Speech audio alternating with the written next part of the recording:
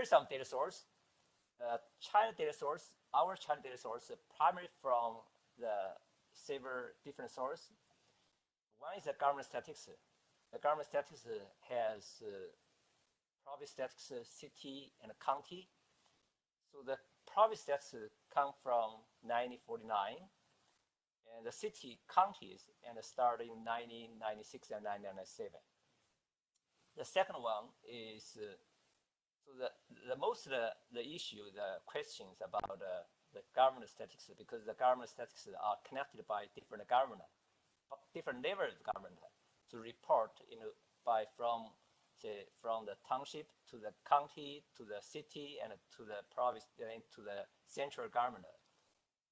So there's always some challenges how this report system is that and accurate or is there any bubble there. So now the government also realize the issue there, so they try to have some control. They have their survey team, so use survey data as a control for the national estimate. And the second one is population census. The government statistics might be available and from the different the sources, not some from the government's the website. And now all the government they were not to ask them to make the data for public as more as available. And even not all the data can be available on the government website. And the second primary resource for China studies is population census. Probably not many people and have access to the completed census data, and maybe some partials. The population census start from 53, 64, 82, 90, 2000, 2010. For 53, 64, they only and connect very few information and try to count how many people that need food. Then start from 82, the Chinese government start to try to introduce the census system from the US. Then for 1990 and 2000, 2010, start have more complete, comprehensive the census data.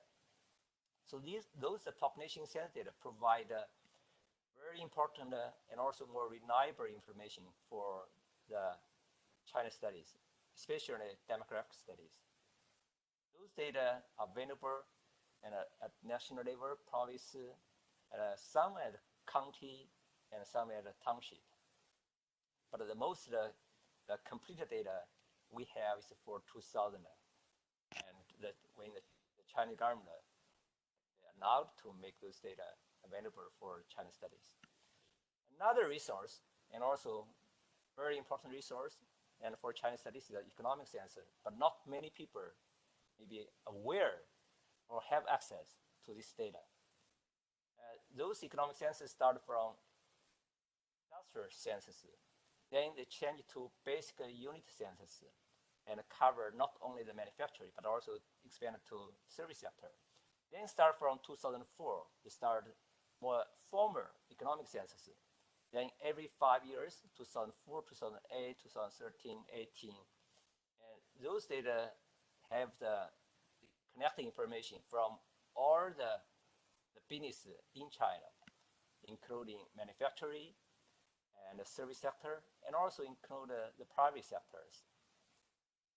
And so the come from economic census data, and also there's exception data.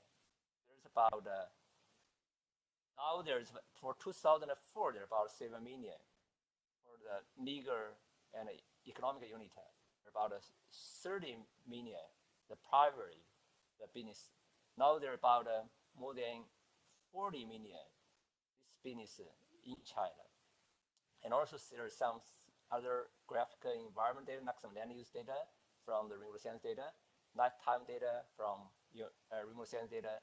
So there's now the more and more data and source compiled from remote census data.